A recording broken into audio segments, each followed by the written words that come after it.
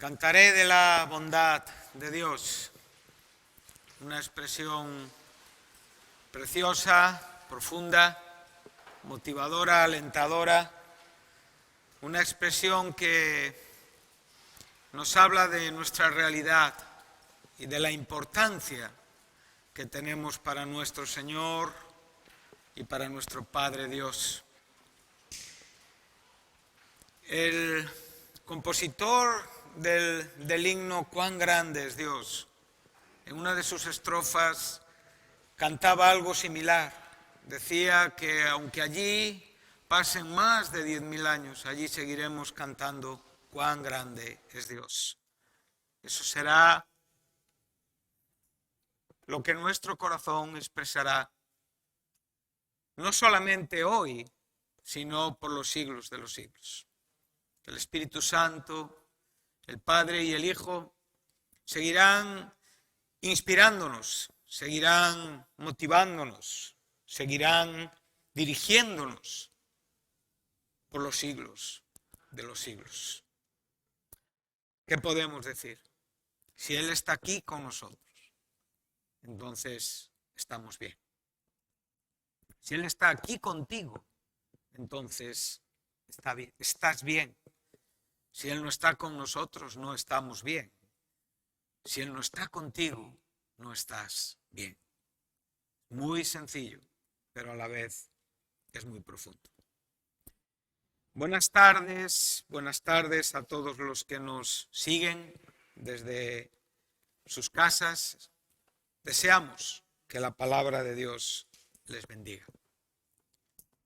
Hemos estado hablando acerca del verdadero discipulado.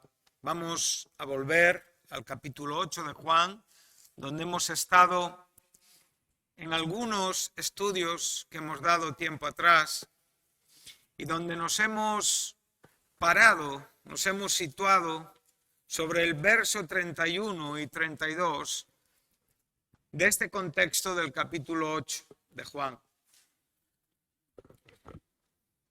Si recordamos, Jesús se está dirigiendo a muchas personas que habían creído en Él. Y en el verso 31, Jesucristo, aquel que es conocedor de lo que hay en los corazones, si recordamos los versos 23 y 24 de este mismo Evangelio, en el capítulo 2, nos enseña que aunque muchos habían creído en Él, Él sabía lo que había y no confiaba en ellos. En este sentido podemos ver que hay algo paralelo, similar. Hay algo que nos está hablando un poco de lo mismo que el capítulo 2 y a la vez nos está todavía abriendo un poquito más la comprensión en cuanto a la importancia de lo que es un discípulo de Cristo. Y podemos ver cómo Jesucristo se dirige a las personas que habían creído en Él, o sea, a esa totalidad de personas que estaban escuchando sus palabras, y no se dirige a ellos en una manera en la que está elogiando o alabando, sino que les está llevando a una idea satisfactoria, correcta, real en sus propios corazones. Ese sí que viene antes de ese pronombre que está en la segunda persona del plural, vosotros, está condicionando lo que quiere decir.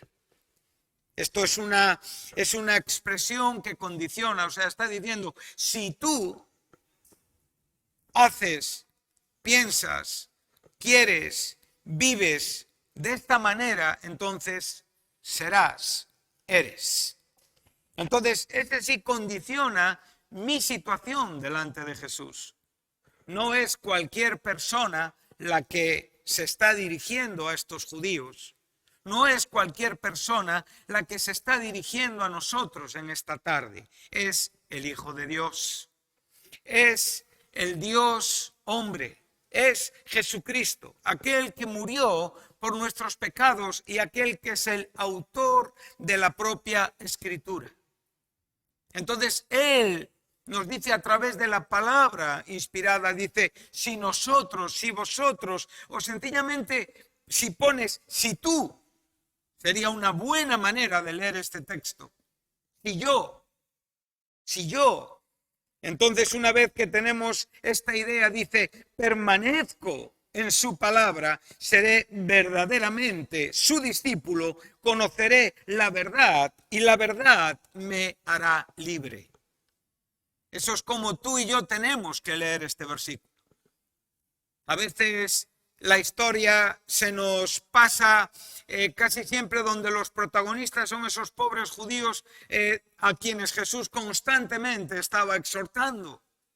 Y es verdad, Él está tratando de mostrarles la relevancia y la importancia de comprender aquello que representaba y significaba creer en Él. Con todo lo que eso conlleva, representa y tiene que ser en cierta manera manifestado por la propia conducta de nuestra vida, no solamente en nuestro pensamiento, sino también en nuestra propia vida práctica. Entonces ahora el Señor nos está diciendo, si yo permanezco. ¿Recordáis? Hay tres aspectos fundamentales para Juan en la vida de un discípulo.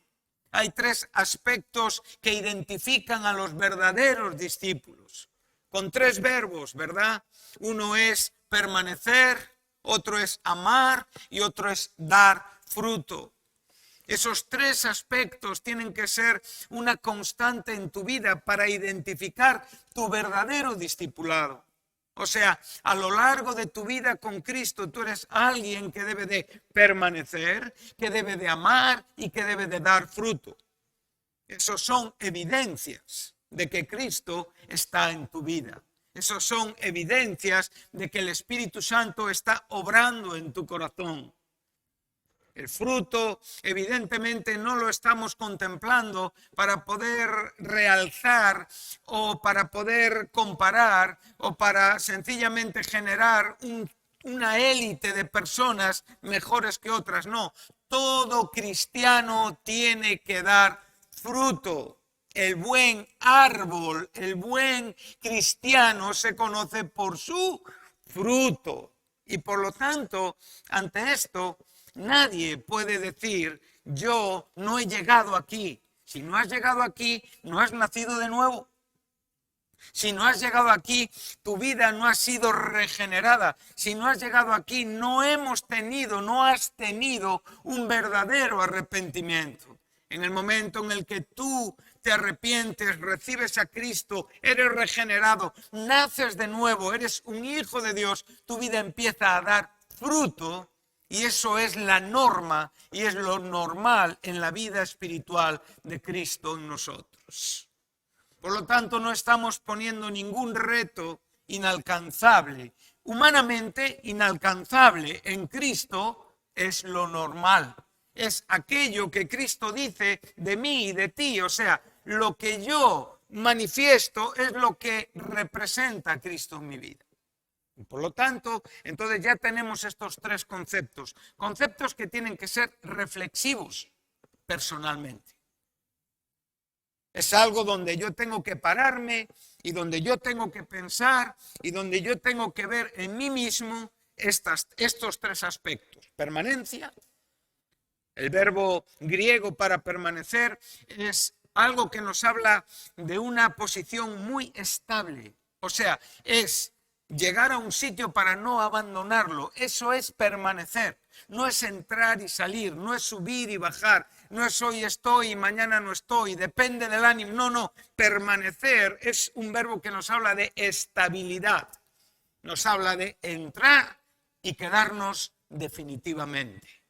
Esto es permanecer según el verbo que el griego utiliza para esta palabra en castellano. Permanecemos, amamos y damos fruto. En este contexto podemos ver que en el momento en el que Jesucristo explica el verdadero discipulado, se genera una respuesta que después genera diferentes respuestas entre Jesús y los propios judíos. Ellos respondieron que no eran esclavos de nadie, y lo hicieron orgullosamente. Respondieron bajo una falsa,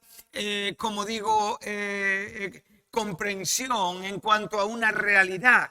La realidad que ellos tenían de sí mismos era un error. Y Jesús quería arreglar, quería mejorar, quería solucionar este error.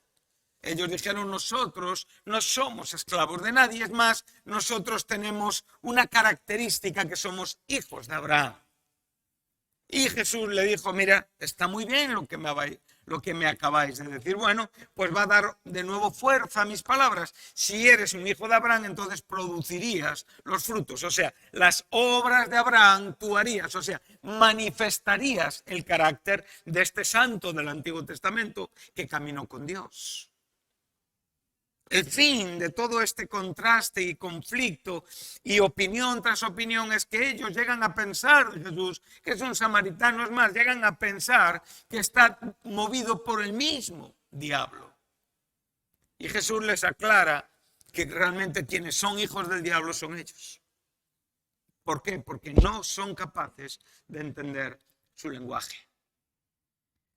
Entonces estamos ante una situación que es importantísima a la hora de poder comprender lo que un discípulo debe de ser cristianamente hablando. Para ti, cada día no debe de haber nada más importante que mostrar a Cristo con tu vida. Este es el reto que engloba todo lo demás.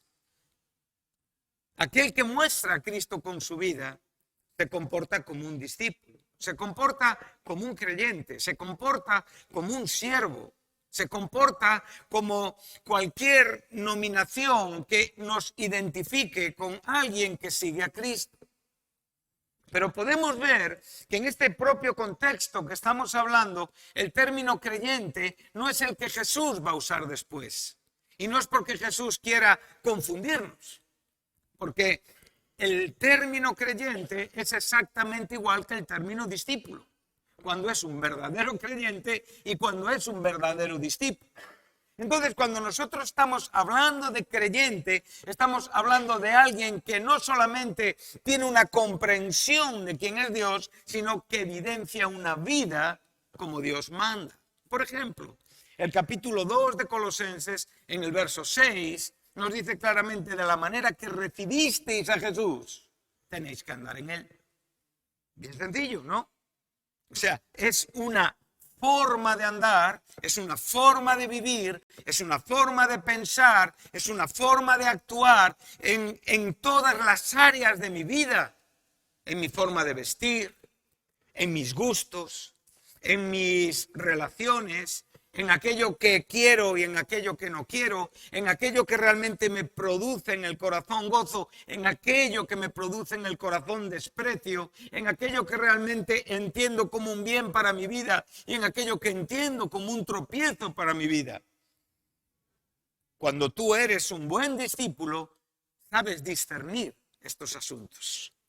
Es muy interesante ver cuando en el libro de los Hechos, cuando se está hablando, si tú lees detenidamente el libro de los Hechos, verás que ese término discípulo, que ese término creyente para Lucas es exactamente igual. Pero sin embargo, aquí para Cristo no lo es, porque algo está fallando en aquellos que se creían creyentes, pero que no eran creyentes ni eran discípulos. Eran personas que se habían quedado en un conformismo que no exigía absolutamente nada en cuanto a una vida. Soy un hijo de Dios y en esto descanso. Amén. Está bien, eso es una gran verdad.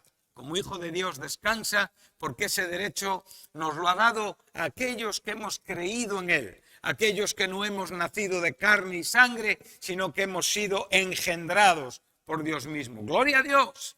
Pero si yo digo soy un hijo de Dios, y me ves que me gusta estar en los bares tomando cervezas, algo falla en mi cristianismo. Si yo soy un hijo de Dios o una hija de Dios y me gusta enseñar las piernas más de lo que las tengo que enseñar, algo está fallando en mi cristianismo. Si soy un hijo de Dios y me gusta lo mundano y me gusta lo sensual y realmente mi corazón se llena cuando estoy divirtiéndome, pasándome bien con estas cosas, algo falla en mi vida como cristiano. Si soy un hijo de Dios y estoy todo el día delante de la televisión y realmente paso muy poquito tiempo con la Biblia, más allá de esa horita por la mañana tomando un café, pero durante el resto del día y durante el resto de las horas yo sencillamente estoy pensando en otras cosas, algo está fallando en mí como discípulo. El decoro, la educación, el respeto. Muchas personas se quejan de que nadie les respeta, pero es que ellos no respetan a nadie. Su suficiencia, su orgullo, su enfado cargado en su propio corazón, sin ton ni son, sin razón de ser, únicamente obedece a un sentimiento propio por ciertas apreciaciones que los demás tienen que sufrir porque tú crees que las cosas son como tú piensas. Eso no es ser un discípulo. Un discípulo es alguien amable, preocupado por otros, que ama al prójimo, que ama siempre, que ama constantemente, que perdona siempre, que perdona constantemente, que sabe detener la ira, que sabe detener el enfado, que sabe detener aquellos asuntos que mentalmente le dañan y que le producen frutos que no son frutos, sino son obras de la carne. Estas cosas son muy importantes. Cada uno de nosotros estamos ante el reto de ser discípulos. Y por eso, como digo, permanecer, amar y dar fruto. Mira, cuando tú llegas unos capítulos más adelante, al capítulo 13, que es donde empieza el discurso del aposento alto, y cuando llegas al verso 34, tú te das cuenta que ahí algo ocurre muy curioso, muy interesante. Hasta ese momento estaban la totalidad de aquellos hombres que Cristo había escogido. Pero justo en el momento que sale Judas de esa habitación, entonces Jesús les habla de un nuevo mandamiento. ¿Por qué sin Judas? Bueno, eso nos da y nos abre un abanico de respuestas divinas maravillosas a nuestro corazón. Cristo sabe perfectamente cuándo lo dice, cómo lo dice y por qué lo dice. Él sabe que ese es el momento de hablar con aquellos que aún en la propia experiencia le abandonarían, pero que a la postre y en definitiva serían aquellos hombres encargados de seguir la obra después de que Cristo murió y resucitó. Y a estos hombres les dijo sencillamente, un nuevo mandamiento os doy. ¿Te imaginas los rostros de las personas? Más carga, más responsabilidad, más exigencia. Lleva la cruz, niégate a ti mismo, deja padre y madre, todo lo que quieres, todos los afectos, tienes que ponerlos en el lugar y de repente ellos están esperando a ver qué es ahora lo que nos va a decir. Estamos en estos últimos momentos. Jesús les dice sencillamente que os améis los unos a los otros. Y les dice, en esto conocerán que sois mis discípulos, en el amor que os tenéis los unos a los otros. Ese amor no es únicamente una obligación ministerial, la cual lo es. A veces, dependiendo de la responsabilidad ministerial que tenemos en la Iglesia, debemos de estar evidentemente muy enfocados, muy exigidos, porque a quien mucho se le da, también mucho se le demanda. Los ministerios no se pueden tratar de cualquier manera, pero el cristiano normal, como tú y como yo, en el mínimo común divisor de un cristiano, tiene que amar como ha sido amado. Porque es la manera en la que van a identificarnos como sus discípulos. Es el amor producto de la cruz. Es el amor por el cual primeramente hemos sido amados y hemos comprendido la profundidad de este amor y con ese amor amamos. Y en esto conocemos que somos sus discípulos. Cuando tú vas un poquito más adelante en ese mismo grupo, ¿verdad?, de capítulos que nos están hablando de los sermones antes del capítulo 17 de Juan, o sea, esos sermones del aposento alto en diferentes situaciones, cuando tú llegas al capítulo 15 que te está hablando de la vid verdadera, claramente Jesús está diciendo: permaneced en mí y yo en vosotros. Y después dice: mi Padre es glorificado, en el verso 6, capítulo 5, en que llevéis mucho fruto y vuestro fruto permanezca, porque es un fruto producido por el Espíritu Santo. Es producto de Dios, es un fruto de carácter divino y por lo tanto tiene esa permanencia espiritual que tiene que ver no solamente con tu propia experiencia en cuanto a quién tú eres y lo que tú haces, sino lo que otros reciben y experimentan contigo. Es Dios moviéndose entre nosotros. Amén. Vamos a Lucas, capítulo 6.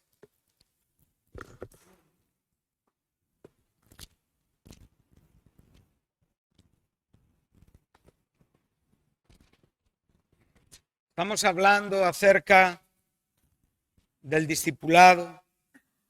Estamos hablando de la importancia, de la relevancia que debe de tener este concepto en nuestros corazones.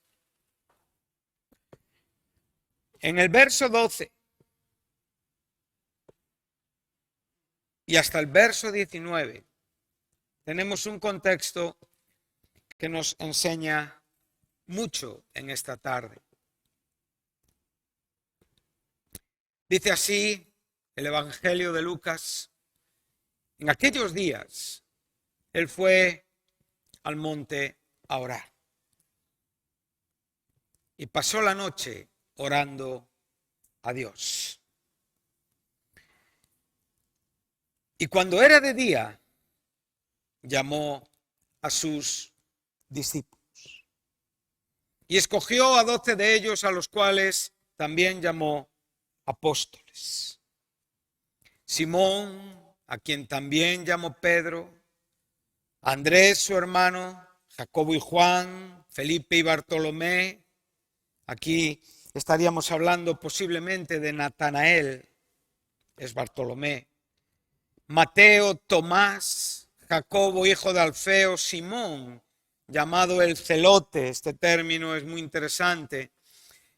Un celote traído a nuestra época sería alguien de Podemos, del bloque, alguien nacionalista, o sea, estas personas que pelean en contra de la autoridad para poder establecer un tipo de gobierno de carácter anárquico donde parece que hay un derecho para... Este era un hombre así y fue captado por Cristo. El término celote es la misma expresión que se utiliza para cuando hablamos del celo de Dios o de nuestro celo por Dios. Entonces es una expresión bastante interesante. Entonces dice así: Judas, pero en este caso su celo era político, o sea, nadie se llame a confusión. Dice: Judas, hermano de Jacobo, 3 parejas de hermanos, y Judas Iscariote, que llegó a ser el traidor. Cuando recordáis, estuvimos en el capítulo 6 de Juan, donde Jesús les dijo: yo os he escogido a vosotros y uno de vosotros es diablo. Entonces vemos como para Lucas es importante mencionarnos este detalle. Judas, que a la postre sería el traidor. Pero ahora nosotros volvemos de nuevo al contexto y dice: Cristo está en el monte orando. Podéis acomodaros bien un poquito vuestra mascarilla, por favor, que no os tape los ojos, que ahí le tiene aquí, no, estar cómodos, por favor. estar cómodos. No luchéis, disfrutar del tiempo con la palabra. Podemos ver a Jesús que se fue al monte a orar y que pasó orando toda la noche, ¿verdad? Eso es algo habitual en todos nosotros, ¿verdad? Es algo que hemos experimentado muchas veces en la vida. Habitual, común, normal, ¿verdad? Hemos estado haciendo una cadena de oración, ¿verdad? Que en 4 vueltas empezó gente a salirse, ¿verdad? Y para muchos nos era muy complicado estar 1 hora.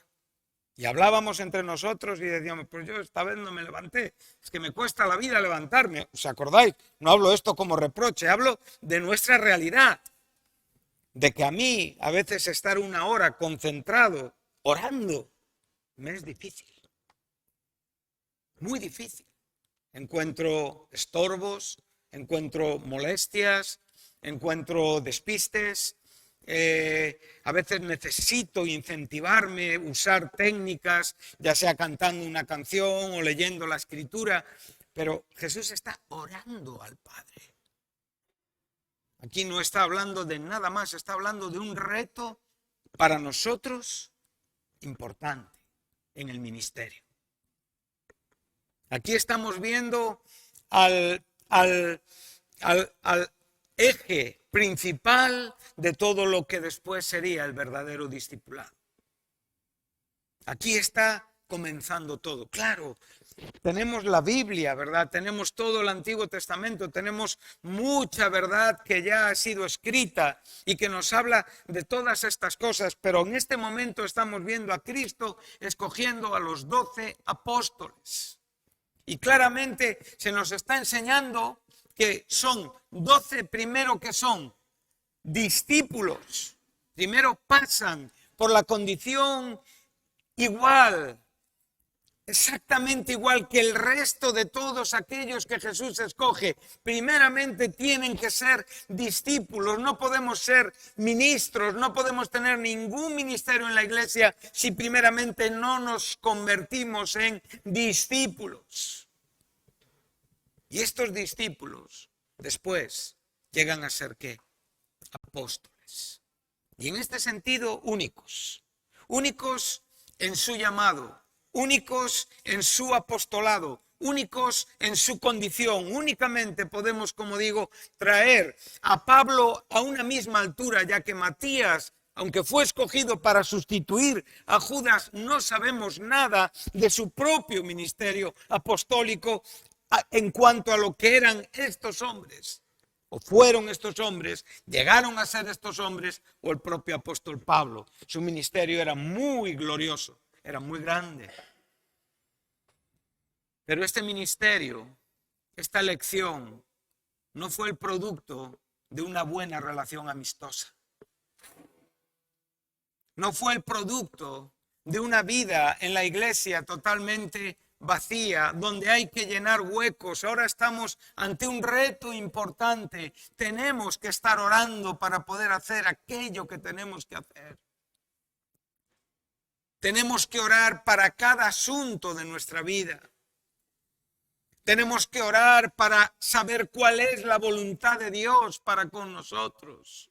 Tenemos que orar para pedir a Dios dirección, para poder dar un mensaje, para poder testificar de Él al mundo, para poder evangelizar. Todo tiene que ser precedido por la oración espiritual, no por la oración religiosa, que muchas veces la hacemos y la hacemos con buen corazón. A mí me gusta orar muchas veces antes de hacer las cosas y lo hago de todo corazón, pero muchas veces no deja de ser algo que tiene que ver sencillamente con el momento. Esta no es la oración que estamos hablando. Estamos hablando de una oración intensa, profunda, una oración que dura toda una noche hasta el amanecer. Una oración que no es habitual en ningún cristiano.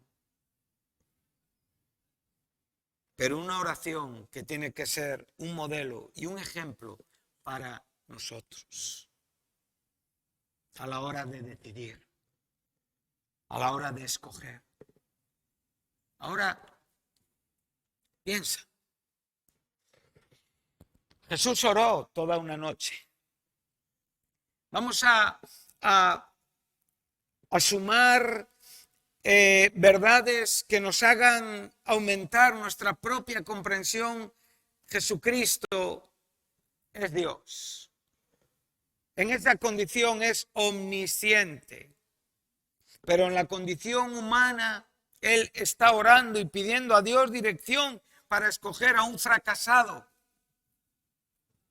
¿O no es así? Es que Jesús escogió a este hombre para ser un fracasado. Ese fue el rol que tenía en la vida. El Dios soberano trajo a Judas, a la persona de Jesús, para ser el traidor. ¿Qué contestamos? Dios es soberano. Pero a veces puede haber una expresión que en alguna mente inmadura puede decir, pues qué malo es Dios, ¿verdad? Pobre Judas. ¿Por qué lo escogió para esto? ¿Él no tendría una oportunidad de ser de otra manera? ¿Él no pudo haber sido un apóstol como los demás? ¿Por qué él tuvo que llegar a ser el cumplimiento de la palabra veto-testamentaria de aquello que tiene que ver con el hijo de perdición? Esto hace temblar los cimientos de mi propia comprensión.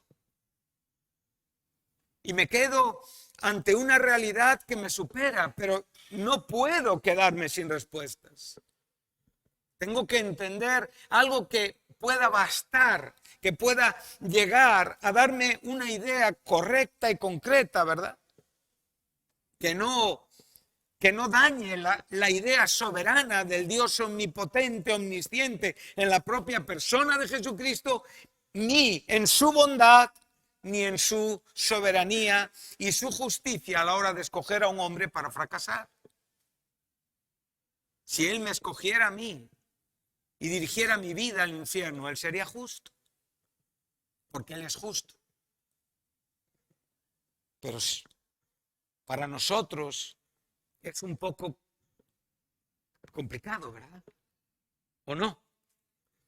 Entonces, aquí tenemos que ver algo más, que aún el propio destino al que Judas podría estar destinado desde la propia idea omnisciente del Dios eterno. Y no sabemos ni el cómo ni el por qué, pero él sería el traidor. Él sería el que haría tropezar al Hijo del Hombre. Él sería el que cumpliría, ¿verdad?, esa profecía tan terrible. Pero sin embargo, él fue escogido. Y en esto también tenemos que aprender. Tenemos que aprender de la responsabilidad de ser un discípulo y no ser un traidor. Tú puedes llegar a ser un traidor si vives dividido en tu corazón, si Dios te está llamando a un discipulado. ¿Por qué te conoce a ti la gente? Cuando hablan de ti, ¿qué viene a sus mentes? La gente nos puede querer más, nos puede querer menos, pero un cristiano es cristiano. Y siempre podemos decir, bueno, es un pelín soberbio, o es un pelín testarudo, o es un pelín cabezota, o es un pelín orgulloso, pero es cristiano, es un hombre cristiano, es una mujer cristiana, no muestra división, no está dividido, es discípulo, está en el camino de la enseñanza, está siguiendo al maestro, está cada día recibiendo los efectos saludables de la cruz. Judas evitó estos efectos saludables. No es que Dios nos escoja, es mantener nuestra vida fiel hasta el final. No es solamente recibir la elección de Dios, que suena muy bien, ¿verdad? aún en esa doctrina reformada, ¿verdad? Todo eso suena precioso. Hemos sido escogidos desde antes de la fundación del mundo para ser santos y sin mancha delante de Él en Cristo Jesús. Esto es una verdad como un templo de grande, es una verdad gloriosa, es una verdad maravillosa. Dios nos ha escogido, Dios te ha escogido, Dios te ha llamado gloriosamente, soberanamente, poderosamente. Pero tú tienes que vivir fielmente. Entonces nosotros nos adquirimos esa posición sensata, responsable, temerosa, reverente. Amén. Esa posición donde el principio fundamental de la sabiduría es el temor de Dios. Somos hijos, somos discípulos que prudentemente estamos recibiendo constantemente las indicaciones de nuestro Señor. Y aprendemos. Hoy nos han dicho que somos orgullosos. Bien, pues voy a mejorar mi vida. Eso es el asunto. No es pelear con nadie. Es vivir cada día como un discípulo. Pero Judas fue escogido. Y él eligió ser un traidor. Su decisión estuvo aquí. Él cambió sus sentimientos hacia Dios con voluntad y con consciencia. Él no fue alguien que fue empujado soberanamente en contra de su propia voluntad. ¿Te imaginas a Judas diciéndole a Dios, te amo, Señor, no, por favor, no me lleves a la traición? ¿Te imaginas esto? No, no puede ser. ¿Verdad que no? Él en su corazón decidió vender por unas monedas a su maestro. Él en su corazón decidió entregar al maestro para ser crucificado, para ser torturado, para ser encarcelado. Y él lo decidió consciente de lo que estaba haciendo. Y esto nos enseña que el ministerio es serio. Y el llamado a la fidelidad es importante.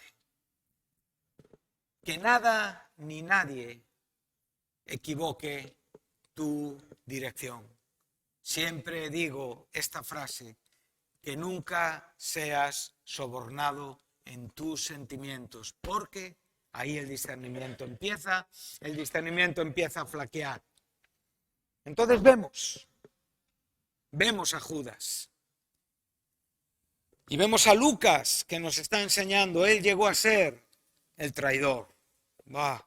Qué tremendo, ¿verdad? Ahora observa que Jesucristo ha estado orando toda la noche, ha escogido 12 discípulos y vuelve con ellos y fue a un lugar llano, una situación muy similar a la del Sermón del Monte, aunque no es la misma, en compañía de sus discípulos y de una gran multitud de gente de toda Judea, de Jerusalén y de la costa de Tiro y de Sidón, que habían venido para oírle y para ser sanados de sus enfermedades. Y los que habían sido atormentados de espíritus inmundos eran sanados. Y toda la gente procuraba tocarle porque poder salía de él y sanaba a todos. Ahora, qué imagen tan preciosa, ¿verdad? Primero vemos al Salvador, a nuestro Maestro, solo, orando toda la noche. El Padre le da la dirección de escoger a 12 hombres entre muchos discípulos. La siguiente imagen es esos 12 discípulos caminando con él y se juntan con demás discípulos. Y esos demás discípulos están en medio de la muchedumbre llana y plana del pueblo. Y en medio de todo, ¿qué empieza a haber? Milagros, sanidades, liberaciones, obras milagrosas de la mano de Dios por Jesucristo. Aquí tú ves la iglesia. Tú estás viendo este momento y ahora este momento lo tenemos que traer a nuestro momento hoy para decir, Señor, ¿en qué nos estamos identificando? ¿Cómo estoy viviendo?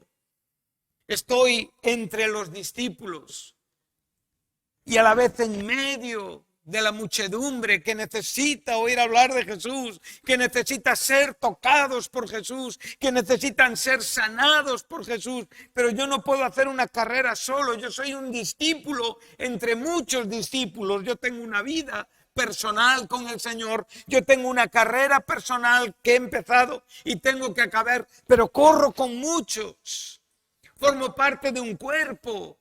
Tengo un equilibrio entre lo personal y lo colectivo. Aquí lo podemos ver al Señor con estos 12, de los cuales uno llegó a ser un traidor. Esto me inquieta, porque me hago esta pregunta: ¿seré yo? ¿Yo llegaré a ser este?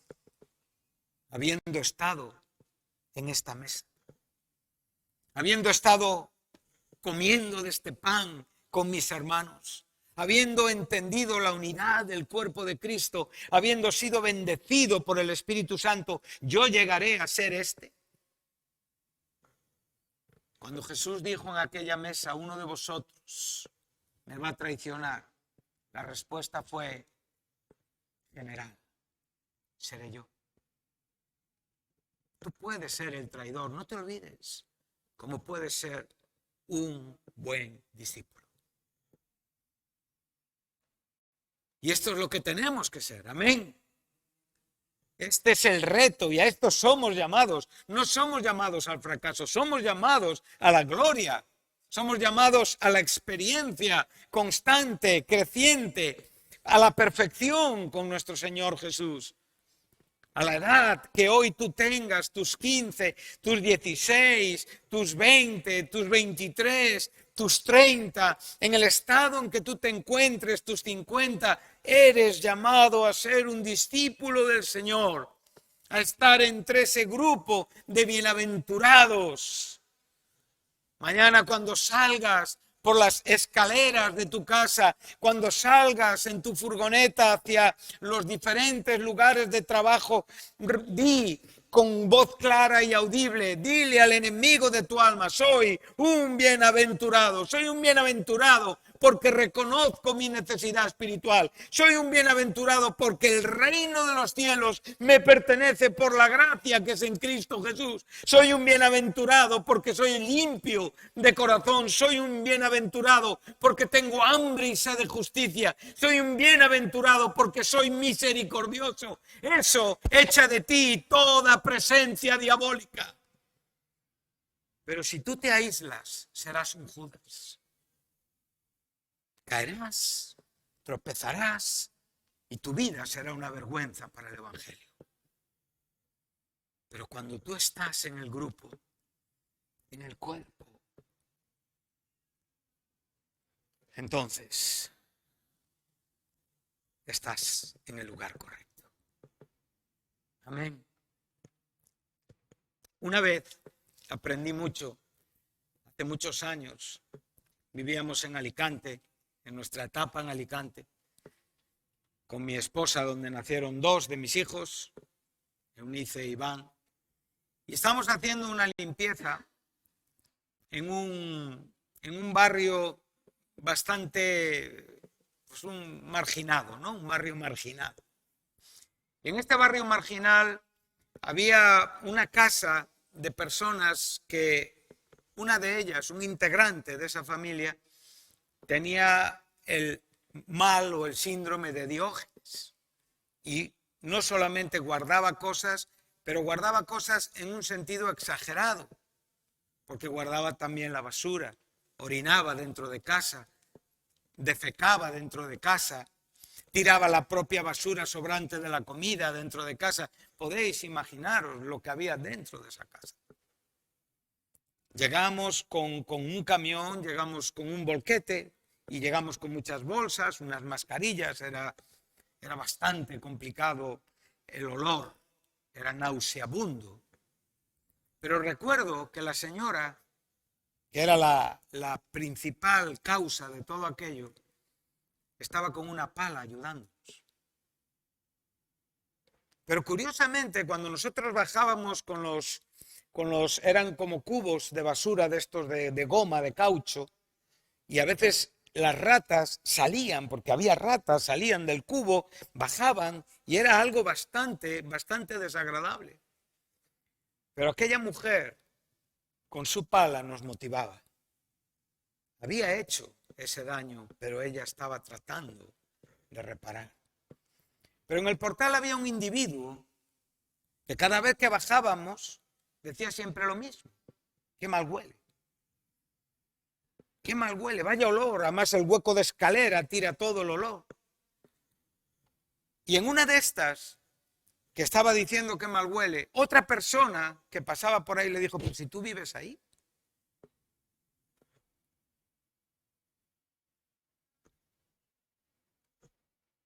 Se puede aplicar, ¿verdad? Muchas veces nosotros nos aislamos como si no tuviéramos nada que ver con muchos problemas, pero en realidad somos parte de muchos problemas. Y cuando esos problemas se generan porque algún hermano cae, porque algún hermano defrauda, en el cuerpo podemos restaurarlo, podemos levantarlo, podemos ayudarle a venir a razones, a venir a coherencia, y él con su arrepentimiento y con su corazón puede ver su vida restaurada, perdonada en el Señor. Pero cuando tú te alejas y juzgas los problemas de la iglesia, en el fondo te estás comportando igual. Te avergüenzas de aquello que para ti es parte de tu corazón. Jesús estuvo al lado de Judas hasta el final. Y hasta el final le miró a los ojos y le dijo con amor, lo que tengas que hacer, hazlo pronto. Pero te sigo amando. Ese es nuestro Señor. Ese es el verdadero discípulo. Alguien que unido al resto de los hermanos predican, enseñan, extienden, propagan el Evangelio de la gracia de Dios. La comunidad de los Macarios. La comunidad de los bienaventurados. Qué bueno, ¿eh? Qué bueno es acercarte así a las personas. Amén. Vamos un poquito más adelante al libro de los Hechos y vamos a otra escena. Ya vamos cerrando nuestro tiempo. Bueno, nuestra historia comenzó en aquel monte, ¿verdad? Esta historia que estamos predicando, claro. Comenzó en aquel monte donde nuestro Señor oró, ¿verdad? Toda una noche. Y escogió.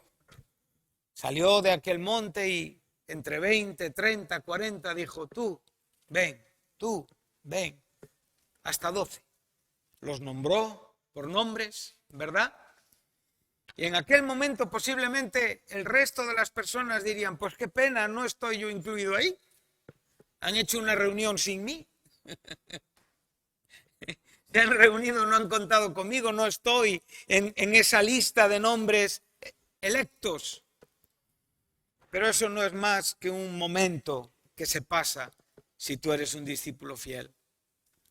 Tú puedes ver que unos pocos años después, muy poquitos años después, empezamos a ver que la obra de Cristo es una verdad manifiesta en Jerusalén.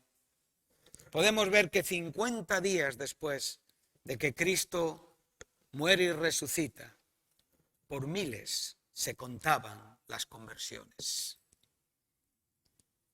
Por miles se contaban los discípulos.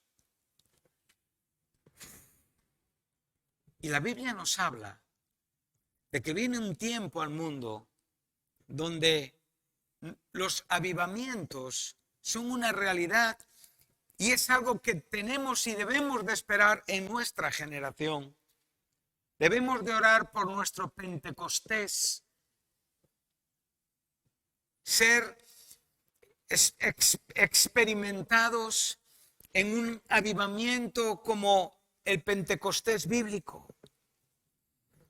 3.000, 5.000, cientos, hacia donde veías, tú veías conversiones.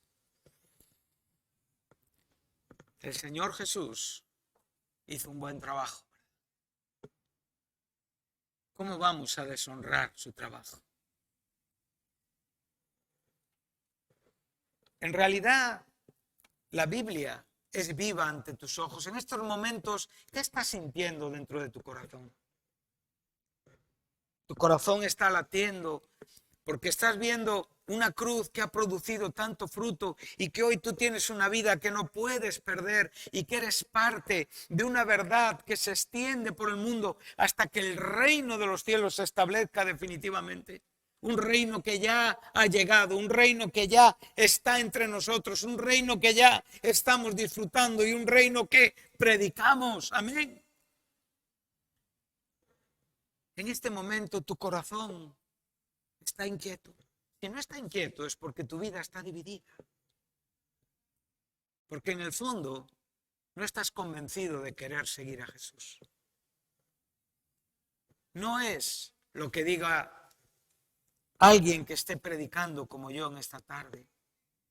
Es que la Biblia o te motiva o no te motiva, o te habla o no te habla, o te genera una expectativa o sencillamente te paras ante ellas como un asunto que ya has escuchado tantas veces, pero que está bien como estoy. Para mí no hay mucho más que lo que hoy tengo. Si piensas así, te estás equivocando.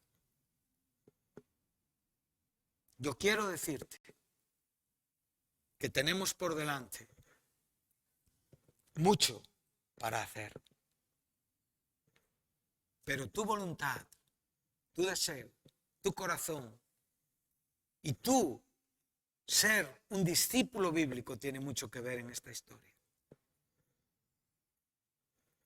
Puedes quedarte del lado que quieras. Siempre en esta iglesia hemos hablado mucho de la muchedumbre, de salir de la muchedumbre. Hemos usado mucho, hemos alegorizado, hemos espiritualizado muchos contextos que tenemos, pero tienen y conllevan cierta verdad. Puedes quedarte con la muchedumbre sabiendo quién es Jesús, o puedes ser un discípulo que sigue a Jesús. Es muy diferente. Esa es la diferencia que Jesús hizo.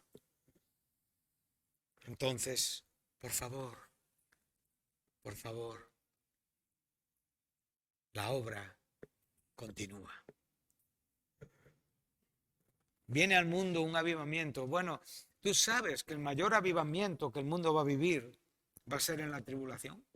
O sea, ahí va a haber es inexplicable. O sea, cuando más juicios hay sobre esta tierra, cuando más dificultades, cuando la ira de Dios se manifiesta con más contundencia, cuando hombres por miles y por miles van a quedar aplastados por la propia ira de Dios, curiosamente va a haber muchos salvos por un gran avivamiento. La iglesia no estará. El Espíritu Santo en una manera muy diferente a lo que hoy estamos experimentando y sin embargo habrá testigos aquí en esta tierra que Dios usará para predicar. Un ángel, los 2 testigos, etcétera, etcétera, etcétera. Los 144.000 predicarán el Evangelio. Y el Señor es tan bueno que a su iglesia y por amor a sus escogidos acortará el tiempo de esa prueba. y nos llevará con Él antes del momento álgido, duro y fuerte.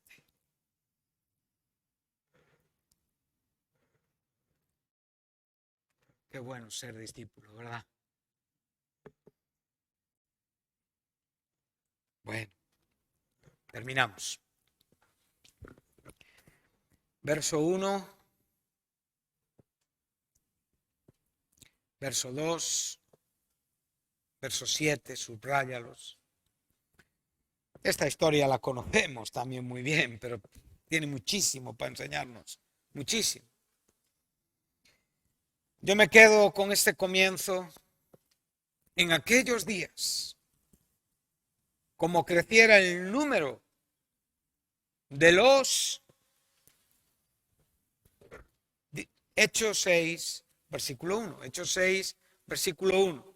En aquellos días, venga, mientras llegamos todos y vamos cerrando nuestro tiempo. Observa, en aquellos días, donde crecía el número de ¿qué? De discípulos. Paralelamente, crecía ¿qué? Tú puedes ver leyendo el libro de los Hechos, que tienes la presión y puedes hacer un paralelo con Nehemías. Es maravilloso y podrás ver los enemigos de fuera, los enemigos de adentro, los enemigos presionando por todos los lados. La iglesia vivió exactamente lo mismo. Ahora vemos que en la misma manera que crecen los discípulos, crecen los problemas. ¿Quiénes murmuraban? Posiblemente los discípulos también, ¿verdad? Pero a mí lo que aquí me está llamando la atención es que el crecimiento exponencial de discípulos está manifestando no los problemas, sino la visión del reino de Dios. Entonces, cuando tú estás leyendo, vamos ahora a dejar a un lado esa murmuración, esa confrontación entre viudas en lo que eran atendidas de griegos o hebreos. No es ahora a donde yo quiero ir. Dice, si tú saltas al siguiente versículo que he mencionado, el verso 2, entonces, ¿quiénes?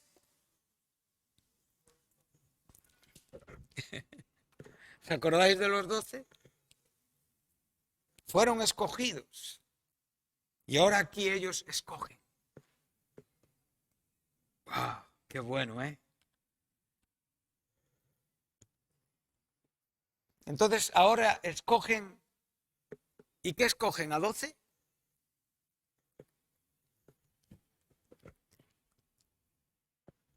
¿A cuántos? A 7. ¿Pero a cuántos convocaron? La palabra no nos deja lugar a duda. A una multitud. ¿Recuerdas que esa multitud también estaba en el capítulo 6 de Lucas que hemos leído antes? 12, una multitud de discípulos y una multitud de gente, de la muchedumbre. Y aquí vemos que en esta multitud de discípulos, entonces los 12, ¿qué hacen? Les dice que tienen que atender las mesas para que ellos continúen predicando la palabra de Dios. Esto no era el problema cuando Jesús subió al monte y escogió a 12. Pero aquí ya tenemos un problema. Un problema donde los discípulos tienen la tarea de entender lo que cada uno somos dentro del cuerpo. La elección es el punto fundamental. Pero en este momento el Señor está escogiendo a 7 diáconos y no a cualquiera, personas llenas de sabiduría, con buen testimonio, llenos del Espíritu Santo. No escogieron a los que andaban por allí despistados, no escogieron a algunos que dijeron, bueno, a ver si les animamos un poco, que parece que está un poco... No, buscaron a lo mejor, a lo que entre los propios discípulos tenía un testimonio bueno, y a estos escogieron. Y los escogieron para tener un ministerio maravilloso, entre los cuales estaba Esteban. ese maravilloso mártir, discípulo cristiano que tanto nos enseña, quien fue capaz de proferir las mismas palabras que Jesucristo en la cruz cuando estaba muriendo: perdónales, no saben lo que están haciendo. Ese hombre estaba lleno del Espíritu Santo. ¿Y tú estás lleno del Espíritu Santo? ¿Ves la importancia de ser un discípulo? Amén. Cerramos el siguiente texto y con esto lo dejamos, verso 17, verso 7, perdón. Aquí ya el siguiente ya podéis leerlo. Os animo a que lo leáis. Y crecía la palabra del Señor después de citar a estos 7 diáconos, y el número de los discípulos se multiplicaba grandemente en Jerusalén. También muchos de los sacerdotes judíos y religiosos obedecieron a la fe. ¿Recuerdas las palabras de Jesús en su oración sacerdotal? Te ruego por aquellos que van a creer por la palabra de ellos. Aquí se está cumpliendo. Y no se puede cumplir en nuestros días. Pero tenemos esta motivación, hermanos. Tenemos este corazón. Nos está latiendo cuando vemos el reto que tenemos por delante. La adrenalina santa se mueve interiormente y tenemos el deseo de salir a predicar de Jesucristo, a vivir para Jesucristo, a ser buenos discípulos de Cristo. Yo y mi iglesia, yo y mi casa, yo y mis hermanos somos bienaventurados. Que el Señor te bendiga, que el Señor os bendiga y nos ayude a cumplir el propósito para el cual fuimos llamados, escogidos, alcanzados y transformados. Amén. Muchas gracias.